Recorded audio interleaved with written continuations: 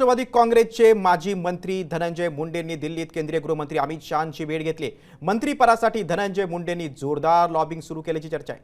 कोकाटेंचं मंत्रिपद अडचणीत आहे, त्यामुळे मुंडे आता ॲक्टिव्ह मोडमध्ये आल्याची माहिती मिळते। त्यांनी दिल्लीत भाजपच्या वरिष्ठ नेत्यांच्या गाठीभेटी सुरू केल्यात। बघा, हा फोटो समोर आलेला आहे। भाजपचे चाणक्य आणि केंद्रीय गृहमंत्री अमित शहांची त्यांनी दिल्लीत भेट घेतलेली आहे। क्रीडा मंत्री माणिकराव कोकाटेंवर अटकेची टांगती तलवार आहे। त्यांचं मंत्रिपद जाऊ शकतं, त्यामुळे दुसरीकडे लगेच धनंजय मुंडे हे ॲक्शन मोडवर आले। त्यांनी थेट दिल्लीत धाव घेतली आणि त्यांनी आपल्या मंत्रिपदासाठी लॉबिंग सुरू केलेलं आहे।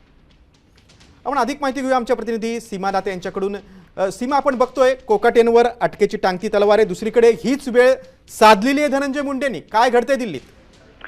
नक्कीच खरं तर गिरीश, धनंजय मुंडेंची ही दिल्लीतल्या हायकमांडकडे लॉबिंगच म्हणावी लागेल। कारण सध्या आपण जर पाहिलं तर कोकाटेंवरती कोर्टाची टांगती तलवार आहे। त्यांचं मंत्रिपद जे आहे ते धोक्यात आहे, ते कधी जाऊ शकतं आणि या सगळ्या संदर्भांमध्ये कुठेतरी आपली लॉबिंग जी आहे ती धनंजय मुंडेकडून सुरू आहे आणि म्हणूनच थेट त्यांनी भाजपच्या हायकमांडकडे म्हणजे एकूणच अमित शहांची जी आहे ती भेट घेतलेली आहे। अनेक चर्चा सुरू आहे, पण या चर्चांमध्ये सगळ्यात महत्त्वाचं आहे ते म्हणजे पुन्हा एकदा धनंजय मुंडेंना मंत्रिपद हवं आहे, मंत्रिपदात यायचं आहे आणि म्हणून धनंजय मुंडेंचे हे प्रयत्न सुरू असल्याची चर्चा सुरू असल्याचं पाहायला मिळत आहे। अगदी, आणि दिल्लीच्या हायकमांडकडून ग्रीन सिग्नल मिळतो का ते पाहणं खूप महत्त्वाचं आहे। सीमा, तुम्ही सविस्तर माहिती दिली त्याबद्दल धन्यवाद।